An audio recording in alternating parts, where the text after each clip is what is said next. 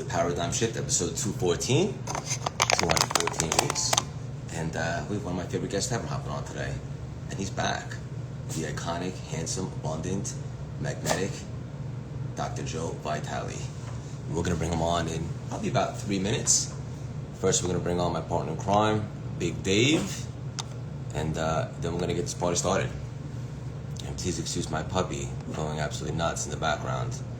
When we hop on, he thinks it's his time to, grab my attention. So, it is what it is.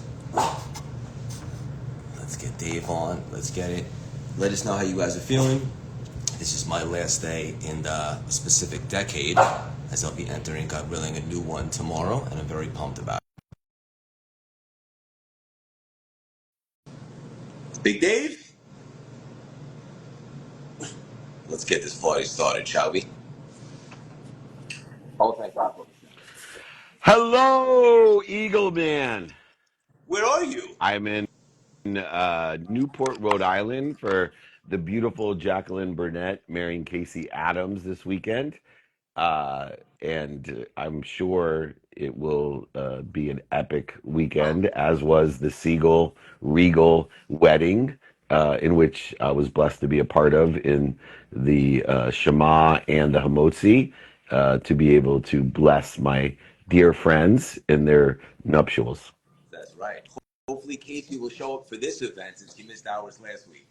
I'm still, the jury's out. I just have to be very candid. The jury's out. I think there's about an equal chance that he's not going to show tomorrow, as he did not show for us. Now, speaking of showing up, there's two people I know that have shown up every single week, no matter what, whether it be their own weddings, anniversaries, birthdays, travel, on bike, train, plane, and automobile, Thailand, India, Bali. I know there's two gentlemen that understand the concept of showing up, and both of them are not over 5'7", and I know who they are. They're very handsome but very small individuals. One has a beautiful coif, the other's going bald and gray, and we are here today. What episode are we on that we have not missed 1 week? Valentine's Day edition 214. Valentine's Day edition. It's 214. What a great number it is. That means we've been doing this for years. Don't even call it a comeback. We've been doing it for years. I'm super excited about Dr. Joe Vitale in the house today. What do you got for me before we let our friend into a repeat performance? Two quick announcements. Number one, we're super pumped to announce that the articulate alligator himself will be at our May 15th event live in person, May 15th. So I wanted to just share that. Yeah, you're going to choose the topic and subject matter. I'm going to take, hopefully, and ask me anything. I want to pour into your community. I'm going to be that night at Junior Achievement for a festival, festivities as the Chief Chancellor of Junior Achievement, in working with Anish and everyone there. So I am flying in on the red eye just to go and get there in time to pour into your community. Everybody attend May 15th. Love it. Love you.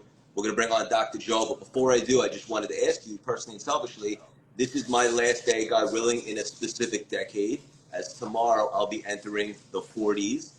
Do you remember, and if so, was there a major shift for you when you entered your 40s? So it's interesting. I did not have as much of a shift because of a birthday. I believe that men go through a quantum shift between 38 and 46, which one of Joe's really good friends in mind, Dr. Wayne Dyer, did a great YouTube, not a very exciting movie, but very impactful movie called The Shift. And he talks about this age range of 40 years old. So I think in that period of time, 38 to 46, people go through a quantum shift that changes their meaning in their divine direction. And so I can see a milestone like turning 40 as a catalyst to that quantum shift. But for me, I had about 38 when I lost everything and my wife straightened my shit out. It was the catalyst for my quantum shift a couple of years before. So I was on a different journey without attaching my emotions to some certain time criteria. So for me, it was just a signifier, a milestone of where I was at and what I wanted to be. So, but enough about me. Look who's here. Speaking of handsome and brilliant Dr. Joe. Great to see you again. Great to see you both. It looks like we only get together on birthdays. The last time I saw David was for his birthday, and now I'm here, and tomorrow's your birthday. Well, So You're our it's happy present. true. birthdays. Your presence is our present. It's That's perfect. right. Ah, And for big thank you. birthdays, we always like to get some of our favorite guests. So look no further than you. So thank you for being here this morning. Of course, of course. Let's dive into it. Best person in the world to ask this question is you. What does it mean, and how does one embody zero limits living? Oh, it's the constant questioning of perceived limits. It's the alertness to hear yourself say, I can't do something, and then pause long enough to question, is that true? It's the whole ideal of coming from a mindset that what if there are no limits whatsoever? What if there are no boundaries? What would I do? What would I go for? What would I attempt? So I think the idea of zero limits living is really the ideal of questioning perceived limits and through them, pushing through them. Let's see how far we can go. Beautiful. Dave, why are you smiling? Oh, because I love this guy and he's changed my life Uh, and he's written uh, so many great books that helped me. One of the takeaways that I articulate from what Dr. Joe has taught me, or I could say I caught from Joe, because there's two different methodologies, right? You catch some, and you're taught some, but it was this idea that the meaning I was giving things was the mm, limitation on my imagination or on my self image. And so through this process of questioning and suggestioning, by the way, so I not only question, but have taken on and learned from you that we make self suggestions. And so through the questioning and suggestioning, I was identifying the meaning that I gave this self image that I gave, or my imagination, like you said, this, because mm, I'm in an infinite universe living a human experience, which is, truly limited only by one thing, a 24-hour increment from the time my heart starts till the time it stops. And so mm, I was confusing the time limitation with the imagination limitation in which I was placing on it by looking at the meaning and then questioning and suggestioning my own self image in order to facilitate a divine direction for this infinite universe. And that's why I was smirking at the wisdom that I've caught from Dr. Joe. So, wow. Thank you for sharing that. I want to elaborate on that for 1 second because there is a principle that I've been teaching for a few decades that at first confuses people. And you really alluded to it there. And the principle is the meaning you give an event is the belief that created the event. I'm going to I love that. repeat it. The meaning you give an event is the belief that actually created the event. Now, for the vast majority of people, that makes no sense and they don't stop to consider it this way. But I'm urging people to reflect on what are your beliefs. And when people say, I don't know what my beliefs are because they're unconscious, they're subconscious, how do I figure it out? One tip, one way is to hear yourself explain your life to another person. Go and have a beer, go and have lunch, go and have coffee, and explain why something isn't working out. The meaning you give, your excuse, your explanation is actually the limiting belief that is creating that event. And with that aha, with that wake up, you can spot the belief. And now you can go, oh, is this a limiting belief? Do I want this belief? Is this belief helping me or hurting me, stopping me, stalling me, or encouraging me to go forward? So that's just one of those tips. David, thank you for saying that. I'm honored that you would say you got anything from me whatsoever. I do. I do. I just have to add one more thing because of what you said. In this journey, when you start learning about the limitations and the meaning and how meaning limits us with the actual manifestation of a quantum, everything's occurring. One of the interesting, there's a period of time that I'm going through now, uh, which is regulation, because as you access the infinite, your human body Your human body can't handle the amount of information or the amount of energy that it can access. And so, as you learn to be limitless, as our friend Jim Quick would teach, or as you do to set forth in the meaning side of things, I want to, reiterate to people that there's a harmony that exists through regulating as well. And when the regulation is through faith of what I actually desire in my divine journey, because we can't have all the information, we can't have all the energy that we're co-created with. Your physical cells couldn't handle it. You would be sick immediately. And you and I have seen people that go to these workshops and they experience accessing too much and they get sick afterwards because of it. And Hmm. so I just want to point that out, that there's a whole world in the infinite of regulation and harmony beyond when we start just creating less limitations to our imagination and our self-image. Hmm.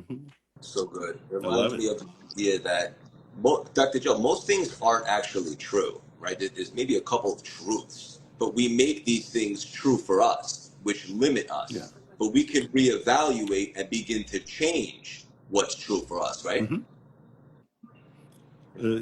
Was that a question? I'm, And I'm there's nodding my Craig head, going, Siegel. "Bro." Very good, Craig. You learned that lesson. Good, Craig.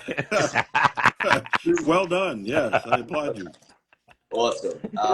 Probably segueing into a similar topic, Dr. Joe, you talk about this idea about an awakened millionaire. And I think Mm. it's really beautiful. I'd love for you to unpack that, exactly what you mean by that. Yeah, it's one of my favorite topics. I did write a book called that, The Awakened Millionaire, and it came from my own aha experience. I'd gone through homelessness, I'd gone through poverty, I'd gone through my own dark night of the soul, which lasted for about 3 decades. And so I know what it's like to struggle. And at the same time, I know what it's like to pursue spirituality.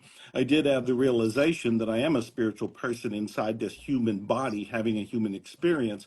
And I was developing all the limits around it. And one of the limits was about money, was about wealth. And most people can identify with it because most people have had problems with money if they don't currently have problems with money, even if right now as we speak. And so I have found that we need both. We need to have the spiritual and the material. I ended up calling this, labeling this, nicknaming this the awakened millionaire. The awakened millionaire is somebody who's made peace with money. The vast majority of people, and believe me, like both of you, I've been all over the world. I have heard from people and their problems, and consistently, everybody thinks on an unconscious level, money is the root of all. Evil. Everybody just said evil. Everybody just said evil. And so we want to go one step into awareness here and realize that if you think money's evil, are you going to want it? On one level, you do want it because you want your dreams to come true. You want to pay your bills. You want to live in a nice house. You want to take care of your family and friends and maybe causes you believe in. So you do want money, but on an unconscious level, you're pushing it away because you think it's bad. You think it's evil. You think it's going to taint you in some way, shape, or form, which is one reason why so many people do get money, even winning it in the lottery for millions of dollars, and they're broke a short time afterwards. They didn't want the money. The awakened millionaire makes peace with money. They realize money is a tool. It's a symbol. It's a way of keeping score in the game of life. It is not survival. It is not the be all and end all. It is not in and of itself bad. I've often used the example of, is this pen bad? Is this pen evil? It's just a pen, but I can grab it and stab you with it. Or I can grab it and write a check for $500,000 for a cause I believe in. Is it the pen? No, it's the person using the pen. Money is the same way. Money's like the pen, it's neutral all by itself. The awakened millionaire realizes it's just an energy form that I can accomplish by God miracles with once I make peace with it. So the awakened millionaire has a foot in the spiritual world and a foot in the material world, but they're both your feet. So you are the whole person experiencing both sides of this equation. That was awesome. I love the pen analogy. I never heard you say that before. I probably should have, but it makes perfect sense. Dave, what's coming through for you? Yeah, money's an energy. Energy transforms things. Do you want your money to transform into a fight of your heirs, or do you want it to transform into good deeds? Do we want, one of the interesting things I talk about, you ask people, money is blank, they'll come up with money is freedom. It's the last thing. It's not freedom at all. It's an energy. And if you think money is freedom, you will be in jail. I was interviewing Mike Tyson and he just cracked up. He literally did not believe that anyone in the world would think that money is freedom. Wow. And you can tell by the meaning and the experience he's had with his money that has brought him nothing close to freedom. Money allows you to shop. It's an energy. If you shop for the right things, and for the right reasons, it'll make you really happy. You shop for the wrong things. I had a lot of money when I was young, and I would shop for things I didn't need to impress people I didn't like. That is not a methodology for happiness. When I started buying community centers for the Unstoppable Foundation or working with Napoleon Hill Institute or working foundation, we were blessed with Craig. We raised a ton of money down in New York last week for the foundation. I was never happier in my life than to be able to support Napoleon Hill in that way, and amplify those type of people like Joe that have changed my life as an entrepreneur because of the meaning I give money. And this is a great thing for people to do. One last thing about money is I like to give people simple ways to practice. Most people will say, "I'll be happy when I make this much money." And when I was young, it went from 1 million to 10 million to 100 million to a half a billion. And I made it to over 100 million, failed myself to get to the half a billion. But through that process, what I learned was never again will I say I'm happy if, or I'll be happy when. I'm going to make $2 million or more for the sake of buying a community center. I'm going to make this much money for the sake of educating my family. I'm going to make this for the sake of providing clean water in Africa. Whatever it is, when you change, I'll be happy when I make this much money to, I'm going to make this much money for the sake of, man, your life changes and your relationship to money changes immediately. Beautifully said. I love it. And continuing on the topic, Dr. Joe, you talk about a lot in the book, talk about tools in which you can make more. One of them that I've adopted this year that's been a great tool for me is tithing. But Mm. you also talk about if you're not in a position to tithe, there's other ways in which you can give to utilize that tool. What are some other ways in which you can give to keep the circulation of money coming? Well, first of all, I'm not going to let you get away with what you just said. And that's because I practice a bit of tough love and I've already been through this. So I know where the pitfalls are when it comes to cleaning up our beliefs about money. One of the things people do to dodge tithing, to dodge giving money, is to say, well, I don't have any money to give, but let me help the neighbor move their furniture. Or let me help the person down the street that can't go out to go shopping, so let me go shopping for them, which are wonderful things to do. Please go and help people, be kind to people, give to people, give your energy, your resources, your time, whatever it happens to be. But don't skirt the issue that tithing is giving money. It's giving money. I have seen too many people say, well, I don't have any money, so I'm going to do this instead, which is bullshit. You always have money. One of the great lies we tell ourselves, and I told myself this for the longest time, is the belief that there won't be any more. Yes. One of the reasons that we hold on to money is that we think this is all I got. Oh, I remember those days. I mean, homeless poverty, and you get $5. It's like, hold, there's not going to be any more. Well, I'm in my 70s now. I look back and it's like, there was always more. I don't even know how it showed up, but there was always more that showed up. And so I tell people, okay, you got $10 right now. You get $1 out and you give it. Now, when I talk about giving, I make sure that people understand I take it out of the world that's confining it to religion. And I say, give where you've received spiritual nourishment. Now, that could be an Uber driver, that can be a waiter or waitress, that could be a religion. It doesn't matter to me, but you want to reinforce the inspiration. So you take that 10%, which might be the dollar of the 10, and you give it to wherever occurs to you in the last week or so that you were inspired. So that's what I want to hammer in. I don't want people to slip out of giving by saying, oh, I'm going to do some doing over here. Yeah, do the doing, make a difference, help people. That all counts, but it's not tithing. So interesting. It's actually the opposite, right? Maybe you don't have any because you're not giving. Yeah, Look, it's not as right. and it's not a zero sum game, right, Joe? Too many people believe I'm going to give more and receive less out of humility. And I promise you, I know math. And my mom lived this, and she passed a month ago. Uh, 82 years old, not a penny to her name, but obviously raised 6 kids.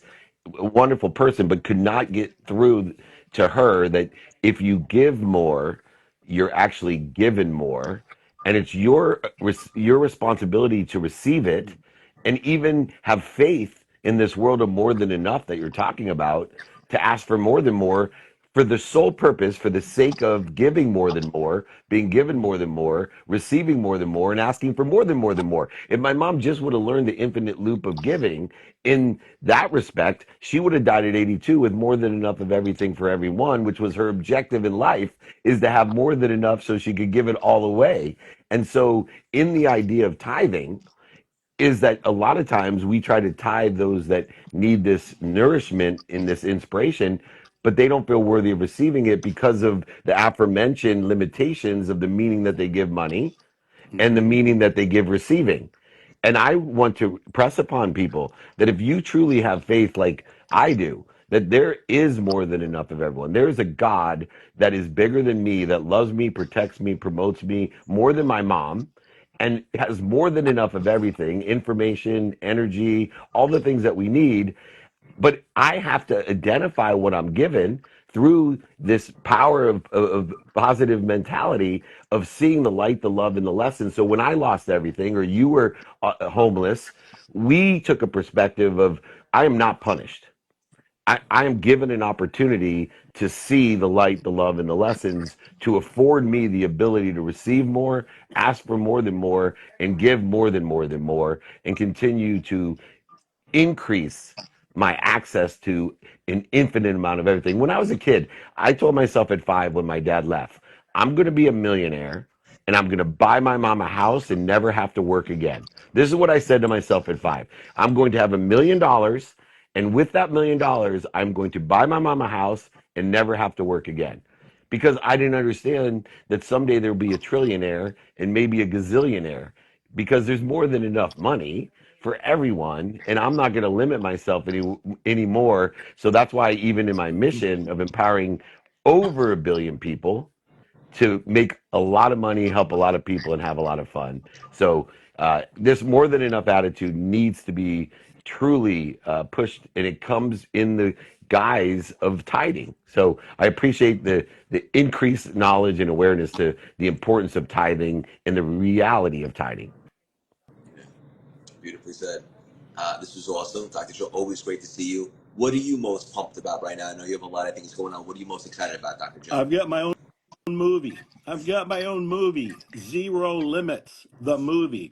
The world premiere is June 26th in Sacramento. I Congrats. have wanted a movie about zero limits for well over 10 years. I've held the vision. I've attracted the people that made it come true. It is done. It's already been nominated for 12 awards. It's already won 3 awards, and it's not even been released yet. The world premiere, Sacramento, June 26th. Los Angeles Tribune is going to cover it. Some local media is going to cover it. VIP red carpet. Some of the cast will be there. I will definitely be there. People have to go get their tickets right now for that because it's already selling out. You go to zerolimitsmovie.com. There's a teaser there. That'll get you excited. Zerolimitsmovie.com. And I've wanted this movie because of everything we've been talking about. The exploration of, do we have any limits or not? I explore it in the movie, and I talk about the 3 most powerful stories, true stories, that have impacted me and caused me to question, do we have any limits? And my suspicion is no. And if we don't, what are we going to do? What do you got to go for? What would be exciting, exhilarating, and fun to pursue? So zero limits. That is, I got many things as you mentioned that I'm working on, but zero limits, the movie. I'm very excited, very proud. ZeroLimitsMovie.com. Dr. Joe, I just want to personally thank you for your unbelievable contribution to this world. I'm such a Oh, fan. I've loved you so much. Love you. Thank you for always showing up. of And course. Big Dave, you want to take us home? Yeah, I also want to thank Dr. Joe for his support in Napoleon Hill Institute and Yes. Foundation, Right. playing an integral part with us, and now with me participating and learning about everybody and what they do and how they do it. I can't wait to do more with him. Also excited about Craig speaking at your event on May 15th, the Junior Achievement Dinner after your event as well. We are blessed, so anybody want to join us? We have a huge private networking group of people that want to help each other and know people that help each other. What we do is we buy from each other and sell for each other for life. So we can constitute this infinite loop of giving together with billionaires, millionaires, entrepreneurs, celebrities, athletes, entertainers that I've been blessed to be around for 35 years. Anyways, Craig, I appreciate you. I'm gonna go to another wedding. What a better thing to do on a weekend. Remember, just be kind to your future self and do good deeds. It's that simple. Love you both. Thank you guys for Yeah. an awesome conversation. Awesome. Happy Have a great birthdays. happy Thank you, Dr. birthday. Joe. Thank you, Love you, guys. buddy. Love Take you. care. Have a good weekend. You got it. Great stuff, guys. Hope you enjoyed that conversation half as much as I did. Tomorrow's the big 4-0. Feels like a big one. Not going to pretend it doesn't. Um, what if this is just the beginning? May 15th, New York City, come see me, the world-renowned neuroscientist Dr. Caroline Leaf, and Dave will be stopping by as well. Tickets are sold out, but I'm sure we can make some exceptions. Reach out. And then we have our free money story makeover class. Totally free webinar on how to rewrite your story when it comes to money. Similar to the topic we're talking about today. If you want more information on either, feel free to reach out to the team or text us 917-634-3796. And this just in. I love you guys. Thank you for being on this journey with us. And let's have an unbelievable weekend.